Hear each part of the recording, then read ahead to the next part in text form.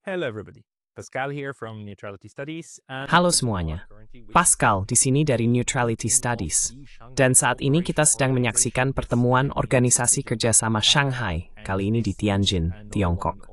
Ini adalah salah satu dari acara multilateral yang benar-benar perlu kita bahas secara mendetail untuk melihat bagaimana tatanan dunia saat ini sedang bergerak dari negara-negara barat yang didominasi Euro-Atlantik atau yang sering disebut sebagai barat kolektif, menuju masa depan multipolar, multinodal, dan multilateral di abad ke-21.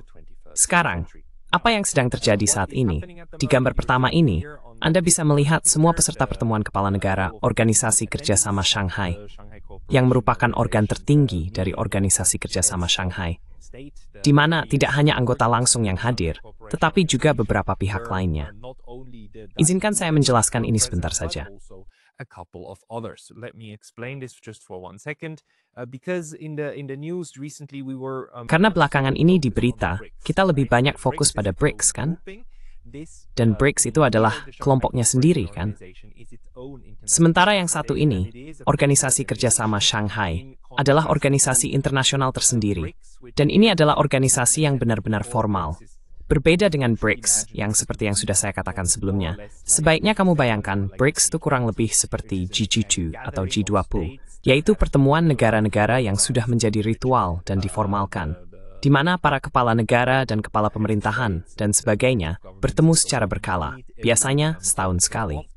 Lalu mereka punya subkelompok dan subkomite, di mana beberapa kelompok kerja mereka bertemu dan mencoba merumuskan kesamaan pandangan, praktik bersama untuk aspirasi bersama mereka. Sedangkan organisasi ini, Organisasi Kerjasama Shanghai, jauh lebih terstruktur dan formal.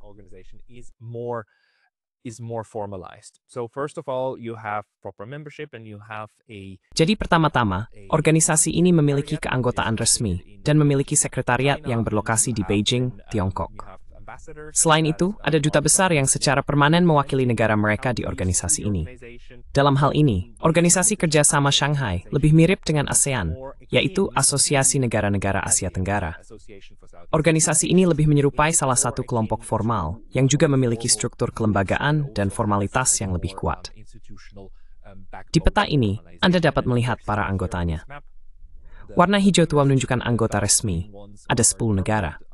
Yang paling penting, seluruh organisasi ini dibangun di sekitar Tiongkok dan Rusia. Hal ini juga tercermin dari fakta bahwa bahasa resmi organisasi ini adalah bahasa Tionghoa dan Rusia.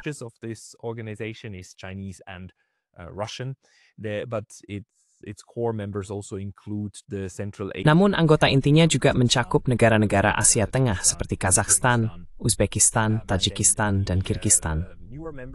Kemudian anggota baru yang bergabung beberapa tahun lalu adalah Pakistan dan India. Keduanya merupakan anggota penuh, dan baru-baru ini juga Iran yang bergabung dengan organisasi ini, serta Belarus di Eropa. Jadi ini benar-benar organisasi lintas Eurasia. Ada beberapa negara yang berpartisipasi sebagai pengamat, seperti Mongolia. Ada juga negara-negara yang berpartisipasi sebagai mitra dialog, yang bukan penat the seventh negara-negara yang menunjukkan minat pada Gathad. Yang koordinasi ini, Turki adalah salah satu mitra dialog tersebut. Selain itu, ada juga Arab Saudi dan Mesir. And Egypt as well, we have Nepal as well, we have Myanmar. Kita juga memiliki Nepal, kita memiliki Myanmar, dan Sri Lanka. Secara keseluruhan, pertemuan yang berlangsung kali ini, yang di sini juga melibatkan para mitra dialog tersebut. Yang sangat menarik dari hal ini adalah, tentu saja dengan Turki, kita bahkan memiliki negara anggota NATO sebagai mitra dialog Organisasi Kerjasama Shanghai.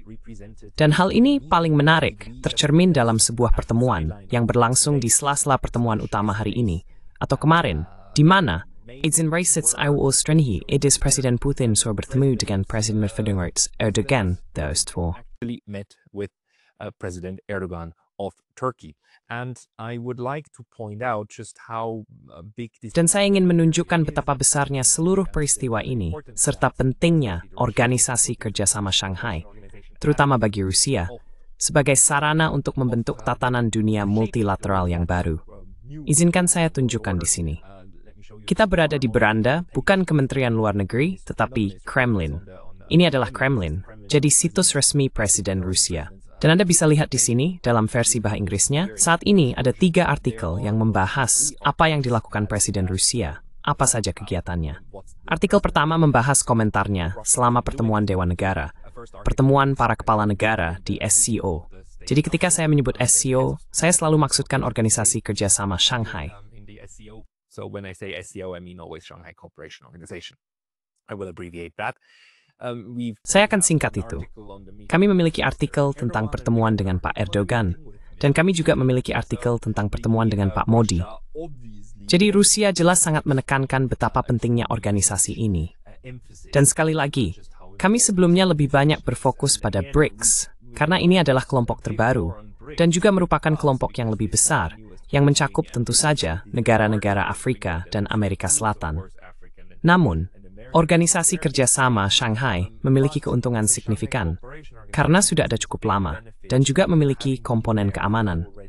BRICS tentu saja tidak memiliki komponen keamanan, atau setidaknya itu bukan fokus utamanya. Or at least that's not a primary focus. Whereas for the Shanghai the SCO, sedangkan untuk SCO, bahkan ada satu divisi khusus dalam SCO, divisi administratif, yang menangani masalah kontraterorisme dan keamanan blok tersebut. Namun, SCO bukanlah sebuah aliansi. Sangat penting untuk memahami bahwa ini adalah organisasi internasional yang mempertemukan negara-negara ini secara berkala, di mana mereka melakukan koordinasi kebijakan dan berupaya membangun infrastruktur bersama. Namun, SCO sangat jauh dari apapun yang mirip dengan NATO. Mereka tidak bagi kekuatan militer. Mereka tidak melakukan kerjasama militer dalam skala besar. Mereka memang melakukan kerjasama kontraterorisme melalui kelompok ini. This is for Jianxi, it's in no way or shape or form an alliance. Now, let me just read to you. Sekarang, izinkan saya membacakan kepada Anda. Ini sangat menarik, pernyataan yang dibuat oleh Vladimir Putin. Jadi inti dari semua ini, tentang negara ketiga atau negara asosiasi yang datang ke forum ini, adalah bahwa Anda juga bisa bertemu dengan para pemimpin dari kelompok inti. Dan ini jelas merupakan sesuatu yang ingin dilakukan oleh Pak Erdogan. Dan sekali lagi, ini menandakan bahwa persatuan di NATO sama sekali tidak sekuat yang mungkin diasumsikan orang. Terutama untuk negara seperti Turki, yang secara historis dan saat ini selalu menari di semua pesta, mereka juga bisa mendapatkan akses masuk. Ini adalah salah satu momen di mana Pak Erdogan juga bisa menunjukkan kepada mitra-mitra NATO-nya bahwa mereka bukan satu-satunya pilihan. Eropa bukan satu-satunya pilihan. The Europeans are not the only game in town, and Turkey is playing with everybody. Dan Turki sedang bermain dengan semua pihak, dan sebenarnya berusaha untuk masuk ke dalam organisasi berbagai faksi. Meskipun saya harus mengatakan bahwa SCO tidak secara eksplisit menyebut dirinya anti-NATO, SCO juga menyebut dirinya anti-Barat. Organisasi ini merupakan bagian dari semangat BRICS yang bukan Barat, dan hanya melakukan segala sesuatunya dengan cara mereka sendiri. Izinkan saya membacakan kepada Anda bagaimana Vladimir Putin sebenarnya menyapa Tuan Erdogan, agar Anda bisa merasakan apa yang ia katakan, jenis pendekatan apa yang ia lakukan. Jadi, Tuan Putin menyapa tamunya atau temannya, Tuan Erdogan, dengan mengatakan, "Tuan Presiden, sahabat terhormat, saya sangat senang bertemu dengan Anda dan sangat menghargai kontak pribadi kita yang selalu dilakukan secara konstruktif dan saling menghormati. Saya akan melewati sedikit bagian." Respectful manner. I'll skip a little bit. He also talks about that they are. Dia juga membicarakan tentang kepuasan terhadap dinamika perdagangan dan kerjasama ekonomi, serta tentang investasi berskala besar yang dilakukan secara timbal balik. Putin benar-benar sangat menekankan keuntungan ekonomi bersama dan kerjasama antara mereka, serta betapa baiknya kerjasama ekonomi ini berjalan. Bagi saya, ini tentu saja merupakan sindiran yang sangat kuat kepada kekuatan Barat. Lihatlah, meskipun kalian mencoba menampilkan persatuan ini, bersama Turki kami memiliki anggota NATO yang sama sekali tidak sejalan. Meskipun, seperti yang kita semua tahu, Turki selalu memainkan permainan ganda, dan Turki juga telah mengirimkan dukungan serta senjata ke Ukraina, meskipun jumlahnya jauh lebih kecil dibandingkan dengan yang dilakukan negara-negara Barat. Namun, dukungan untuk Ukraina dari Turki tentu juga ada.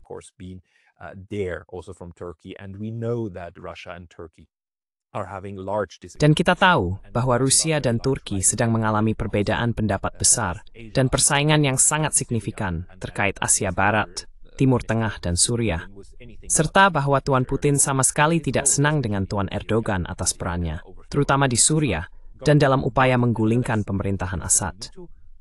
Namun demikian, salah satu hal yang perlu kita sadari adalah bahwa Tuan Putin sangat bersedia kepada dunia luar menggambarkan hubungan dengan Turki secara umum sebagai hubungan yang baik dan sebagai hubungan yang ingin ia kembangkan lebih jauh lagi. Sekali lagi, dalam bagian kecil ini, ia bahkan membicarakan kemitraan mereka di sektor energi yang benar-benar strategis. Ia terus menekankan bahwa Turki adalah mitra yang ia hargai, dan seberapa besar ia benar-benar meyakini kata-kata ini, serta seberapa besar ia benar-benar peduli terhadap Tuan Erdogan. How much he really thinks about Mr. Erdogan, that's of course for him. Tentu saja, itu hanya dia yang tahu. Tapi bagian yang menarik bagi saya adalah dia bersedia menyatakan itu secara terbuka dan juga menaruhnya di halaman utama Kremlin untuk mengatakan seperti, lihat, Turki adalah pihak yang bisa kami ajak bekerja sama. Dan Turki, meskipun kita punya masalah yang sangat serius, bahkan masalah keamanan dan perbedaan pendapat, kita tetap bisa bekerja sama. Dan kita senang berbicara di sela-sela semua pertemuan ini. Jadi saya tidak berpikir ini adalah pendekatan Rusia untuk mencoba menarik Turki menjauh. Tapi ini jelas merupakan tawaran perdamaian kepada Pak Erdogan untuk mengatakan seperti, lihat, jika Anda punya terlalu banyak masalah dengan pihak NATO, di sini juga ada keuntungan yang bisa didapat. Meskipun saat ini, saya tidak tahu ada pembicaraan tentang Turki benar-benar bergabung dengan SCO. Tapi cara interaksi yang terjadi saat ini tampaknya berjalan cukup baik.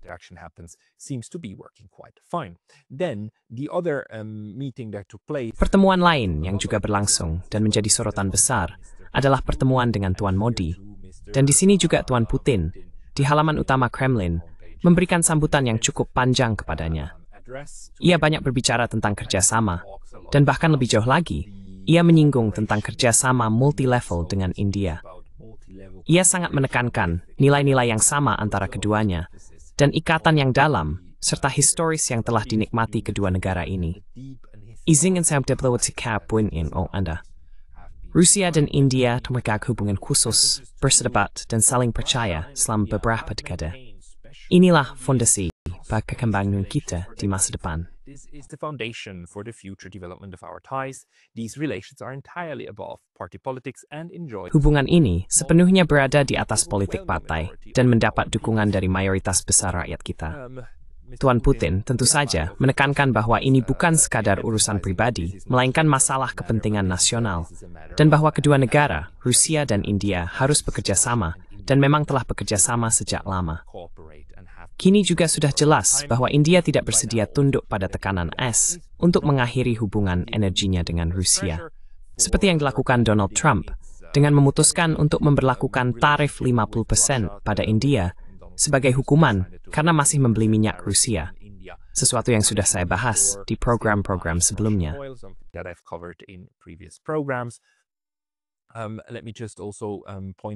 Izinkan saya juga menunjukkan bahwa Pak Modi dalam pernyataan ini dilaporkan memberikan tanggapan dalam pidatonya kepada Pak Putin. Sekarang, Pak Modi mengatakan, "Yang mulia, sahabat terhormat, saya sangat senang bertemu dengan Anda. Setiap kali kita bertemu, saya merasakan hubungan yang istimewa. Ini memberi kita kesempatan untuk bertukar pandangan secara rutin mengenai berbagai isu." Tuan Presiden, hal ini menunjukkan kedalaman dan komprehensivitas kemitraan strategis istimewa kita. Bahkan dalam situasi yang paling sulit sekalipun, India dan Rusia selalu maju bersama, bahu-membahu. Kerjasama erat kita tidak hanya penting bagi rakyat kedua negara kita, tetapi juga untuk memastikan perdamaian, stabilitas, dan kemakmuran global. Peace, stability, and prosperity. Mr. Modi here definitely. Pak Modi di sini jelas menekankan bahwa di masa-masa sulit seperti sekarang, bahkan saat AS memberlakukan sanksi kepada semua pihak, dan ketika Rusia sedang menghadapi sanksi, serta India menghadapi tarif, ada alasan yang sangat kuat untuk bekerja sama. Menariknya, Pak Modi kemudian menambahkan pernyataan terakhir. Pernyataan itu tentang Ukraina, dan saya ingin membacakannya untuk Anda, lalu kita bisa menafsirkannya. Tuan Presiden, terkait konflik yang sedang berlangsung di Ukraina, kita secara rutin bertukar pandangan. Kami menyambut baik semua upaya terbaru untuk mewujudkan perdamaian dan berharap semua pihak akan menyikapi isu ini secara konstruktif. Harus ditemukan cara untuk membawa konflik ini menuju perdamaian yang cepat dan aman. Inilah seruan seluruh umat manusia. This is the call of all humanity. Mr. Modi actually put that little passage in a Bahwa Pak Modi benar-benar memasukkan bagian itu dalam pidato yang relatif singkat kepada Pak Putin, kembali menegaskan bahwa meskipun India tidak mau sepenuhnya memenuhi tuntutan AS, India sangat menyadari bahwa perang dan konflik di Ukraina merupakan hambatan besar bagi hubungan selatan ke selatan yang lebih baik, dan bahwa India sangat peduli untuk mengakhiri konflik ini. Dan Anda tahu, menarik bahwa Pak Modi tidak mengabaikan hal itu, tetapi justru menyebutkan pentingnya mengembalikan perdamaian yang nyata. Juga method damai Chursu Srengshal Gracie Jasama Shanghai. Peace also to the European part of the Shanghai Cooperation Organization, because again, of course, the SCO has. Karena sekali lagi, tentu saja SCO memiliki perbatasan dengan Ukraina melalui Rusia dan Belarus. Dan fakta bahwa India mengatakan, kami peduli dengan hal ini, memberikan sedikit tekanan, tentu saja pada Rusia, dan juga mengurangi tekanan dari Eropa dan Amerika ketika mereka terus-menerus menekan India terkait sikapnya terhadap perang. Jadi India dapat secara konsisten mengatakan bahwa mereka selalu mendorong kembalinya perdamaian dan pertukaran diplomatik, juga dalam hubungan mereka dengan Rusia. Tapi ini menunjukkan pendekatan yang sangat menurut saya dewasa dan matang dalam bernegosiasi dengan pihak lain, yang sangat berbeda dari pendekatan AS Eropa yang terus-menerus menggunakan ancaman berbagai macam pembalasan jika tuntutan mereka tidak dipenuhi. Of reprisals if their demands are not met. This is not the way the Shanghai Cooperation Organization. Ini bukan cara organisasi kerjasama Shanghai berinteraksi satu sama lain. Dan saya hanya perlu menunjukkan, mungkin pada titik ini ada perbedaan yang sangat besar antara gambar seperti ini, di mana para kepala negara dan perwakilan negara-negara bertemu sebagai setara dan berdiskusi secara setara, dengan gambar seperti ini, di mana Presiden Amerika Serikat pada dasarnya memanggil para pemimpin Eropa yang disebut-sebut itu ke kantornya untuk memberi mereka ceramah di depan mejanya tentang harapan Amerika Serikat terhadap negara mereka.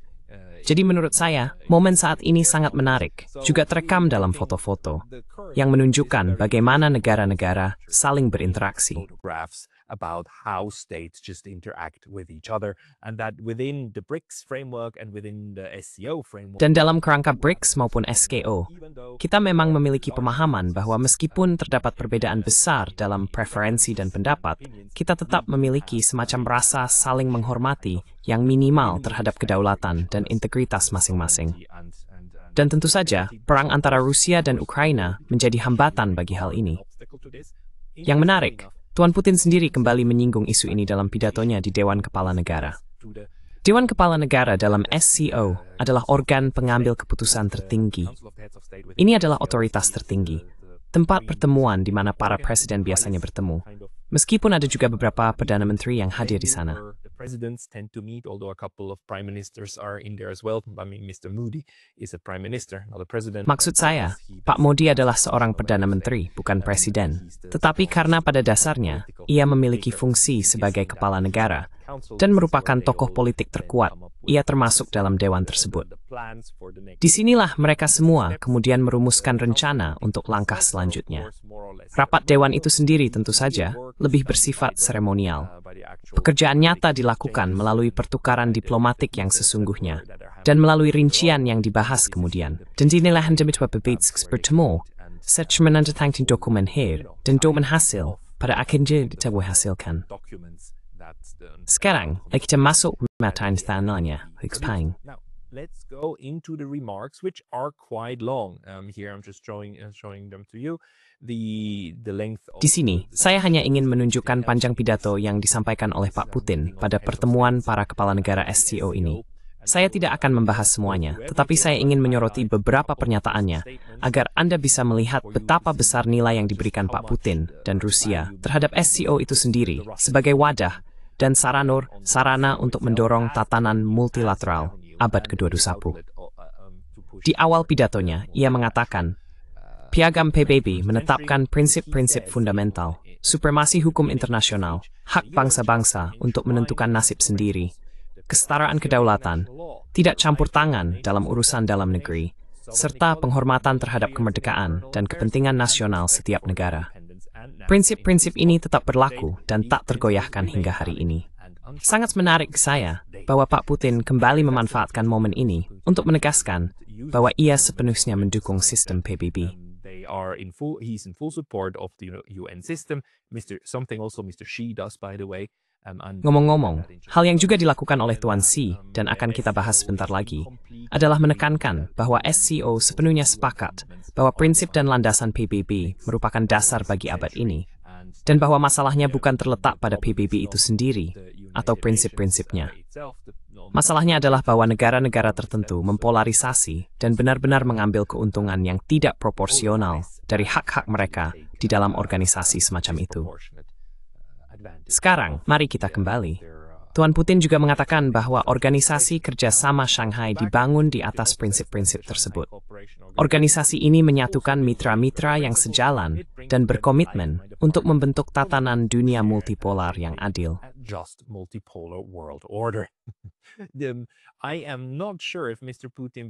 Saya tidak yakin apakah Pak Putin pernah menggunakan ungkapan tatanan dunia multipolar sebelumnya. Tetapi di sini jelas sekali, dan ini adalah sebuah aspirasi, sebuah tujuan strategis dari Rusia, juga dari Tiongkok dan negara-negara BRICS lainnya, serta negara-negara SCO, untuk memiliki tatanan multipolar yang sesungguhnya. SCO karena memiliki komponen keamanan, bahkan menjadi wadah yang lebih besar bagi Pak Putin untuk benar-benar membagikan visi Rusia tentang keamanan bersama, sesuatu yang terus-menerus ia tekankan. Ia mengatakan bahwa mereka mendorong penerbitan obligasi bersama oleh negara-negara anggota SCO, pembentukan infrastruktur pembayaran, penyelesaian, dan penyimpanan mereka sendiri, serta penciptaan bank untuk proyek investasi bersama. Ini sangat menarik, bukan? This highly fascinating, right? Because again, we've been talking about BRICS currency, we've been talking about. Karena sekali lagi kita telah membicarakan tentang mata uang BRICS, kita telah membicarakan tentang infrastruktur BRICS. Tetapi SCO sebenarnya adalah wadah yang juga sangat berguna untuk membangun arsitektur keuangan baru dan membangun infrastruktur guna tidak hanya menghindari, tetapi benar-benar menyaingi infrastruktur yang selama ini, sejak berakhirnya Perang Dingin, sangat didominasi oleh Barat, termasuk tentu saja sistem perbankan SWIFT, dari mana Rusia diputuskan secara tiba-tiba pada tahun 2022. Ini adalah sesuatu yang sekarang sedang dikerjakan secara ekstra oleh negara-negara anggota SCO dan selatan global pada umumnya, untuk menggantikan dengan mekanisme mereka sendiri, sistem yang juga dapat dihubungkan oleh negara lain, agar ekonomi dunia tetap berjalan. Bahkan di Amerika Serikat dan Eropa daispo and sekarang mevdesno and Katming et juga ikgeset bertindak sesuai regularitas mereka. The way that they find acceptable. So here we have it. The Russian. Jadi inilah yang terjadi. Rusia juga memikirkan SCO, tentu saja, sebagai salah satu jalur. Ia melanjutkan dengan kembali menekankan multilateralisme yang sejati. Saya juga merasa ini menarik, bahwa kata multilateralisme terus-menerus muncul, dengan penekanan pada kesetaraan negara. Ia mengatakan bahwa hal ini membantu meletakkan fondasi politik dan sosial ekonomi bagi sistem baru stabilitas, keamanan, dan pembangunan damai di Eurasia. Sebuah sistem yang akan menggantikan model Eurocentris dan Euro-Atlantik yang sudah usang, memperhitungkan kepentingan sebanyak mungkin negara dan benar-benar seimbang, sehingga mencegah upaya beberapa negara untuk menjamin keamanannya sendiri dengan mengorbankan negara lain.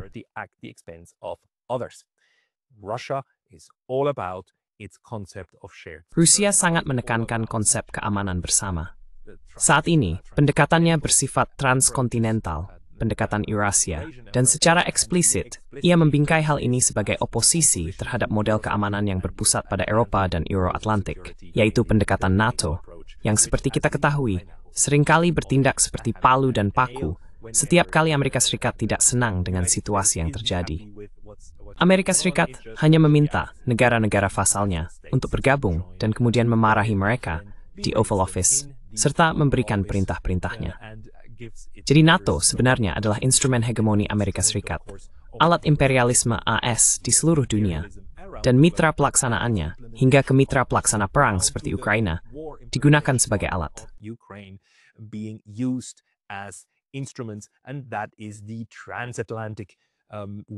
Dan itulah pandangan dunia transatlantik tentang bagaimana menciptakan tatanan internasional. Sekarang, Tuan Putin secara eksplisit mengatakan bahwa bagi Rusia, Tiongkok, anggota SCO, dan BRICS dalam arti yang lebih luas, itu bukanlah model yang mereka anut. Model yang mereka usung adalah multilateralisme sejati, dan mereka menekankan hal ini berulang kali. Kemudian, di akhir pidatonya, ia membahas tentang Ukraina. Ini menunjukkan dia sangat menyadari bahwa apa mereka mengingat tentang kepentingan bersama dan keamanan bersama berpasang di Ukraina justru penting itu. The war in Ukraine flies in the face of that, right? We are here at a point where Ukraine and Russia are at. Kita berada pada titik di mana Ukraina dan Rusia sedang berperang secara terbuka. Dan bukan hanya Rusia, ini adalah Barat kolektif yang sedang berperang di sini. Jadi bagaimana Anda menanggapi hal itu? Tuan Putin mengatakan bahwa krisis ini tidak muncul karena Rusia menyerang Ukraina, melainkan akibat kudeta di Ukraina yang didukung dan diprovokasi oleh Barat. Diikuti dengan upaya menggunakan kekuatan militer untuk menekan wilayah dan rakyat Ukraina yang menolak dan tidak menerima kudeta tersebut. Alasan kedua dari krisis ini terletak pada upaya Barat yang terus-menerus untuk menarik Ukraina ke dalam NATO, yang seperti telah kami tekankan berulang kali selama bertahun-tahun, merupakan ancaman langsung terhadap keamanan Rusia.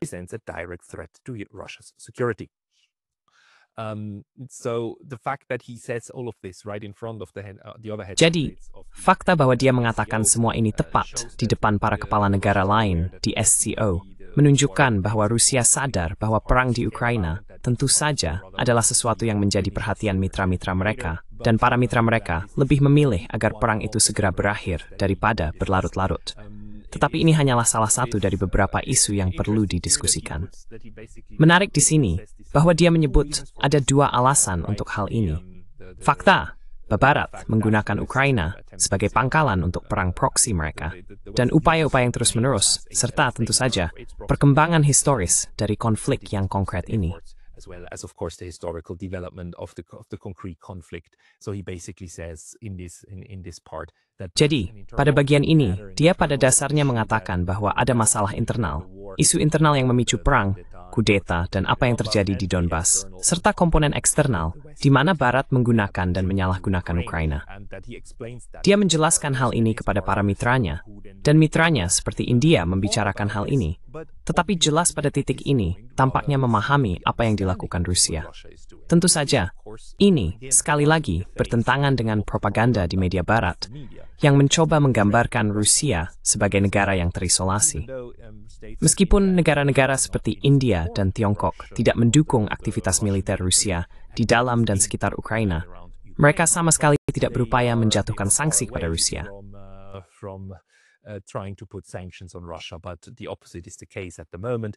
Namun, yang terjadi saat ini justru sebaliknya. Mereka sedang membahas kerjasama dan pendalaman hubungan.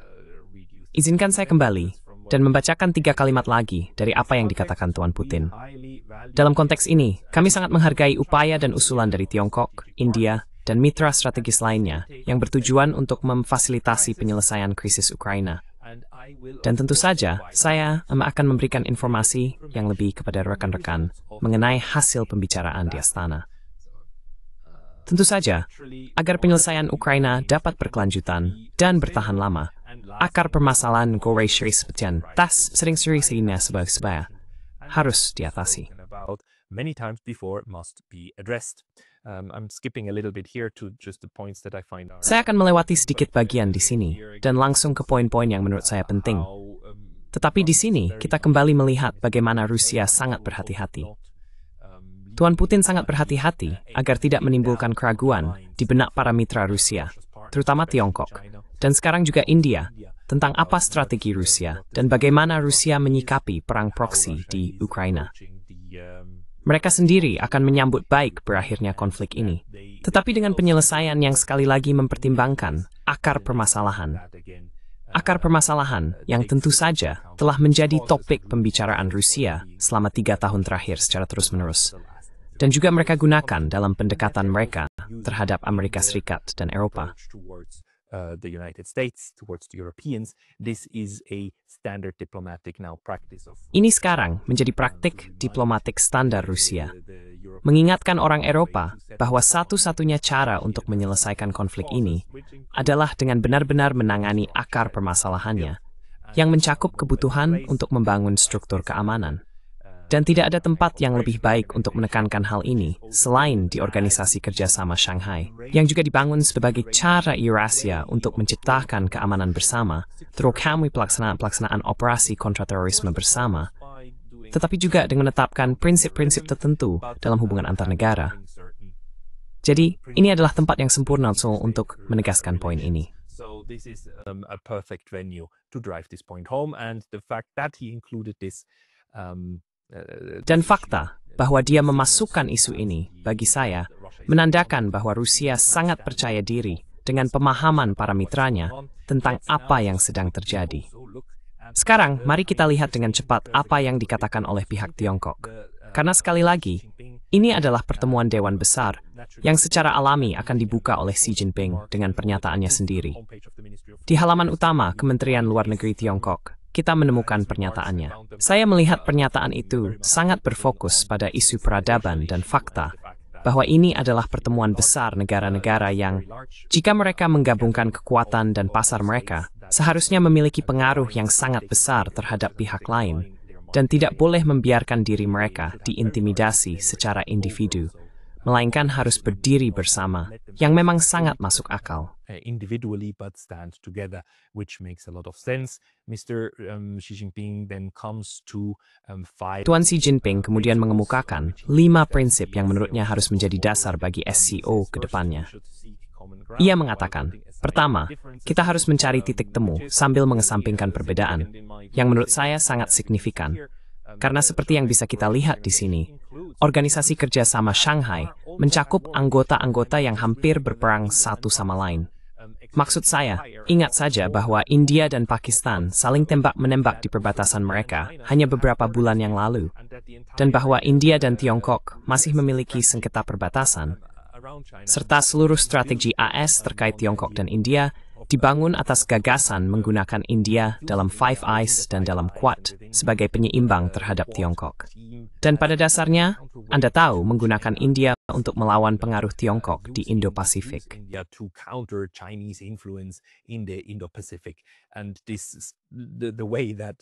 Dan cara yang diambil oleh Tiongkok dalam hal ini, dan sekarang juga diikuti oleh India, adalah dengan mengatakan, lihat, kami sadar bahwa kami memiliki perbedaan. Kami sadar bahwa kami memiliki perselisihan perbatasan yang sangat-sangat serius dan bahkan perang kecil di antara kami. Tapi, itu tidak berarti bahwa kami harus memilih semua atau tidak sama sekali. Itu tidak berarti bahwa kami tidak bisa bekerja sama di bidang lain.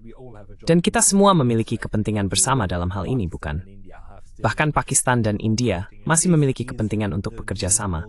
Dan inilah kerangka multilateral baru yang bukan pendekatan baik versus jahat, semua atau tidak sama sekali.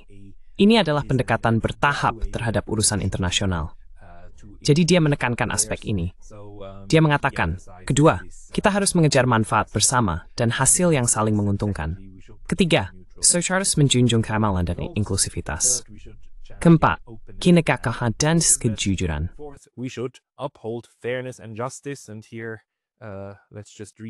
Dan di sini, mari kita baca satu kalimat ini. Tuan Xi Jinping mengatakan bahwa kita harus menjaga sistem internasional yang berpusat pada PBB dan mendukung sistem perdagangan multilateral dengan WTO sebagai intinya. Kita harus mendorong dunia multipolar yang setara dan teratur, serta globalisasi ekonomi yang bermanfaat dan inklusif bagi semua, serta membuat sistem tata kelola global menjadi lebih adil dan merata. Sekali lagi, pernyataan yang sangat menarik, karena ini menunjukkan betapa besarnya kepentingan Tiongkok dalam mempertahankan dan menjaga organisasi-organisasi yang sudah ada, mekanisme internasional yang sudah ada. Tiongkok tidak berniat menggantikan salah satu dari mereka. SCO juga tidak bermaksud menggantikan mereka. Tetapi SCO hadir untuk melengkapi dan menambah jalur tambahan agar dunia multipolar benar-benar dapat terwujud. Kelima, ia mengatakan, kita harus berupaya untuk hasil riset dan emisi tinggi. Ini teruslah semawun.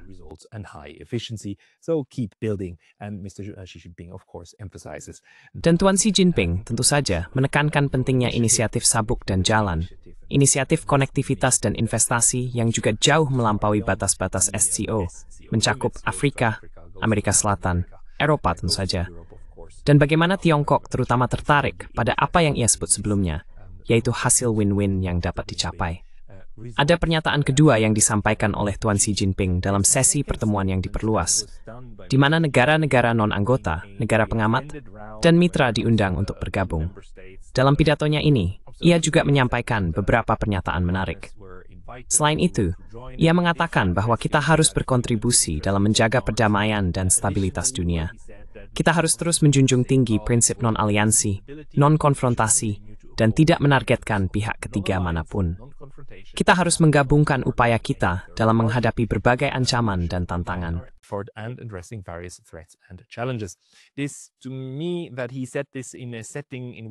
Menurut saya, pernyataannya dalam sebuah forum di mana Tuan Erdogan dan yang lainnya juga hadir, menarik, karena pada dasarnya ia mendukung gagasan negara ketiga yang netral, bahwa mereka tidak harus bergabung dengan SCO, tidak harus menjadi mitra dekat. Tetapi prinsip dunia multipolar seharusnya memungkinkan negara ketiga yang netral untuk mengambil keputusan sendiri tanpa tekanan dari pihak manapun. Ini juga merupakan sindiran yang sangat kuat kepada Amerika Serikat, yang saat ini sedang berusaha menekan negara-negara ketiga. Maksud saya, seluruh urusan dengan India dan tarif, serta gagasan untuk memberlakukan sanksi sekunder kepada negara-negara yang tidak mengikuti perintah dan instruksi AS. Itu jelas merupakan antitesis dari prinsip ini, bukan?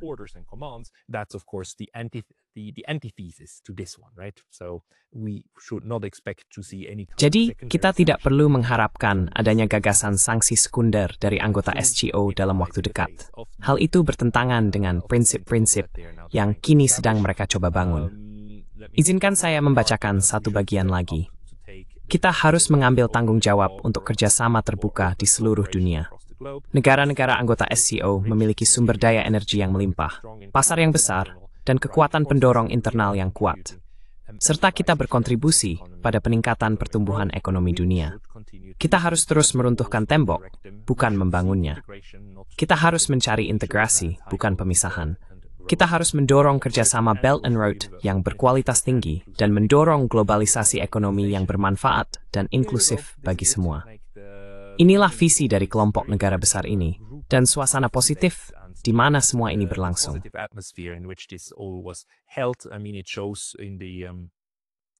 Hal itu terlihat dalam foto-foto, terlihat dalam pertemuan antara Tuan Putin dan Tuan Xi, bahwa mereka memang memiliki pemahaman bersama. Kita lihat ketika kita sekilas melihat media barat, tentu saja Washington Post dan New York Times dan sebagainya, mereka membingkai semua ini hanya sebagai reaksi terhadap barat. Karena itu, sekali lagi, bagian dari solipsisme barat. Mereka berpikir dunia berputar di sekitar mereka. Dan ketika negara-negara ini bertemu, mereka melakukannya sebagai reaksi terhadap diri mereka sendiri. Maksud saya, New York Times memiliki judul seperti senyum dan tepuk tangan saat Xi, Putin, dan Modi mencoba menunjukkan persatuan. Bukan, mereka sedang mencoba menunjukkan persatuan, Washington Post. Mereka sedang membangun mencoba memberi sinyal.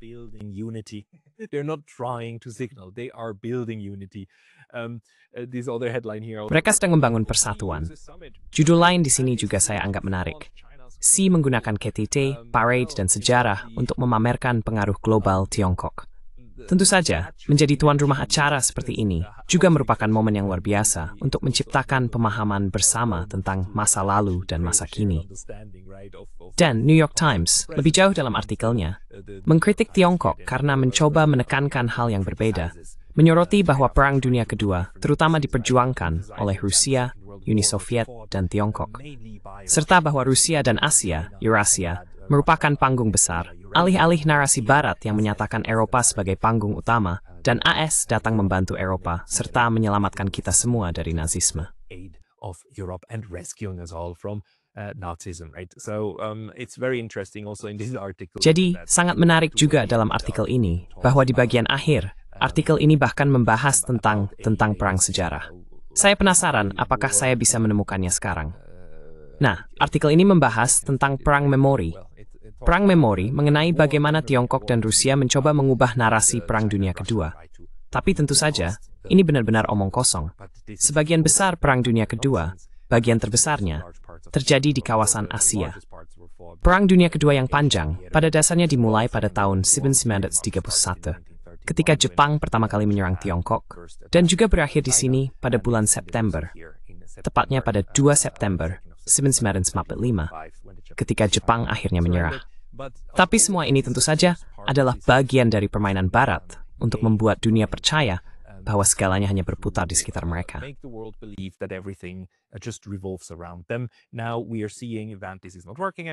Sekarang kita melihat bahwa ini tidak lagi berhasil. Organisasi kerjasama Shanghai ada, BRICS juga ada. Negara-negara ini menegaskan pentingnya mereka, dominasinya, ingatan sejarah mereka, narasi mereka, dan dengan demikian, mereka membangun dunia multipolar, bukan untuk melawan Barat, tetapi mereka membangunnya meskipun ada Barat. Jadi mereka tetap maju, dan itu adalah sesuatu yang bisa coba diabaikan, sesuatu yang bisa disesali, dan sesuatu yang bisa dibicarakan dengan moralitas yang sangat berlebihan, seperti yang sering dilakukan oleh surat kabar di Barat dan para pemimpin Barat. Tetapi, itu bukan sesuatu yang akan hilang.